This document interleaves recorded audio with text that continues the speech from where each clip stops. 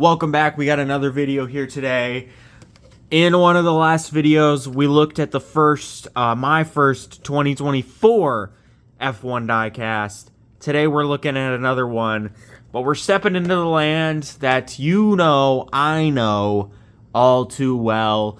It's a Bburago car. Today we are looking at the definitely unique Mclaren MCL38 from the Monaco Grand Prix with the Aryton Senna tribute livery, which paid tribute to the famous McLaren driver on the 20th anniversary of his untimely death. This is Oscar Piastri, number 81, who finished second in this car. I believe Lando Norris finished sixth. And this is just a crazy car to me. I don't know if people really liked this car, but it just looks so different from what we typically see from McLaren. Sorry that the light was right there. So different from what we usually see from McLaren, because McLaren's usually like orange and not yellow, and I don't think we see a lot of yellow cars these days. Yellow, when I see a yellow F1 car, I think of Minardi or like 40 or some like shitty ass backmarker team. Not McLaren, who won the Constructors' Championship this year in rather surprising fashion, I'd say. Yeah, so we're gonna dive into this. I bought this online, I bought this on eBay. So it is not from the US. I did not buy this at Target. And because of that, it's got the box, but it doesn't have the driver figure. If you're new to this channel, the F1 diecast you get in America are a little bit different from the ones you get across the sea, across the pond from Hong Kong. That was difficult for some reason. Let's take this out of the box. And as you guys probably know, I've been a pretty big fan of the Bburago cars these past couple of years. They've really improved them quite a bit. Wow, we've actually got I thought that was like a spacer almost. So like, yeah, there's that. Oh wow, it's actually got a design on it. Yeah, I don't know why I just showed this. Like, that's a feature y'all wanted to see. Let's take this car off the base and we will take a closer look at the tribute.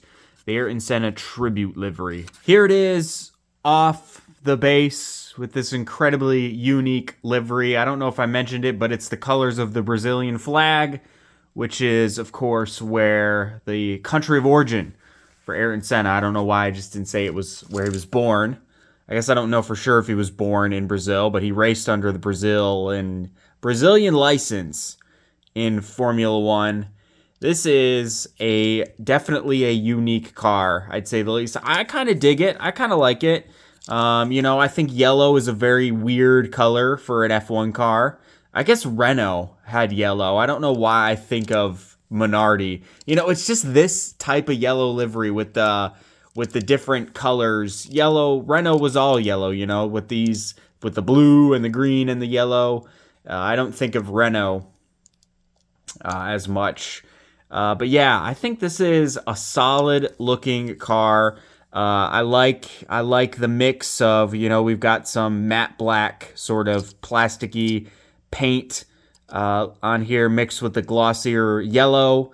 The wishbones look pretty good. It all looks pretty solid on these Bburago cars, like it pretty much has for a long time. It looks like there's kind of a paint chip right here, which is, unfortunate. The car was $10, so not too bad. I'm guessing this is supposed to be all carbon fiber. The Bburago cars just kind of make it black, which it doesn't look. If this was kind of how the livery looked, it would look good. But since it's just black, it looks, I guess, a little weird if you're looking at it like that. I'm not sure if this is. Correct me if I'm wrong, or let me know in the comments. Is this a livery? Like, is this a livery? Is this like the McLaren MP4 livery, but with other colors? Or because it's kind of got the, the fucking, what's it called? The chevron, I think it's called, that kind of shape.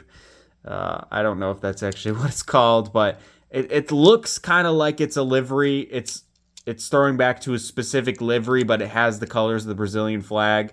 I don't know if that's actually what's going on. Here's the inside of the front wing. Remember, I can't make fun of these stickers anymore after my experience with the Max Verstappen Red Bull Advent Calendar. So we'll just skip over the fact that the stickers are placed horribly, because it is quite difficult to do that. Google Chrome, eBay, Cisco, a lot of these sponsors I didn't really know was on there. Yeah, I mean, DeWalt, that's ironic because it's yellow. Yeah, I mean, this is just a good car. I feel like I'm rushing through this pretty quickly. Oscar Piastri had a really good run in the season, in the middle of the season. Won a couple races, finished second in this race in this car. Won the Hungarian Grand Prix and the Baku, Azerbaijan Grand Prix. Can't remember even what they're called anymore. Yeah, he won those races, and then as the season ended, his form, I think it faltered. It didn't really falter a little bit. I think he just had to play second fiddle to Lando Norris. Here is the Oscar Piastri I have from last year, another tribute livery. You can see, okay, I know this is last year, or the 2023 car, but you can see it's kind of got a lot of the same designs, like the little line here, even the same color, and it's still got that kind of triangle, I don't know what it's called. Maybe this is just the regular McLaren livery in a different color. I'm embarrassed to admit I don't actually remember quite what the McLaren car looked like from this year. Even though it was the Constructors' Championship winning car, probably, I mean, almost definitely the best car for most of the season. After Miami, it was mostly the best car, except for a couple races like the Las Vegas Grand Prix. There were a couple races where Ferrari were really good. Just a really fun season in F1. I wish they didn't have like the fall break. After the summer break, they went on another break and well, even the summer break kind of broke up the flow for me. I thought it was really good. And then they went on the summer break, and when they came back, it kind of lost a little bit of the momentum. It was weird because Max Verstappen wasn't the best driver, but he was also basically untouchable in terms of the championship for most of the year. Lando Norris couldn't keep up. And then there was the fall break, which really kind of killed the momentum because then, you know, football and stuff was on. But yeah, this is a very cool car.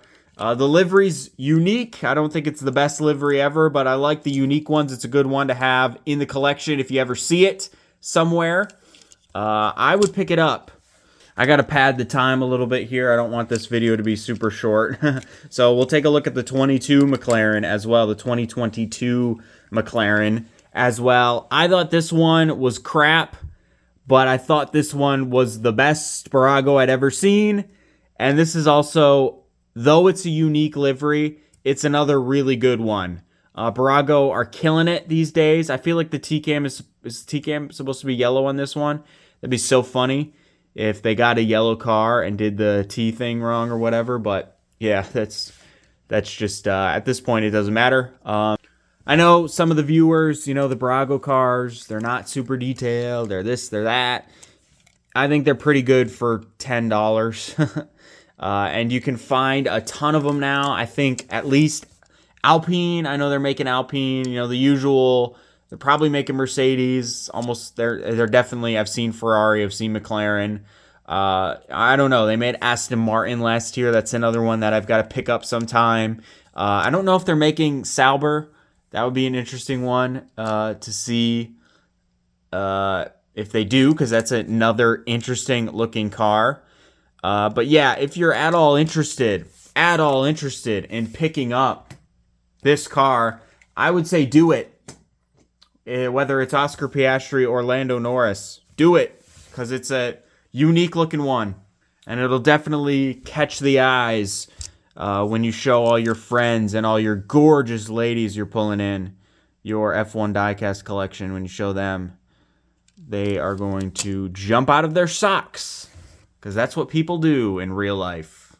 Anyway, that's all I have to say for this diecast. Let me know which car I should review next, and I will see you in the next video.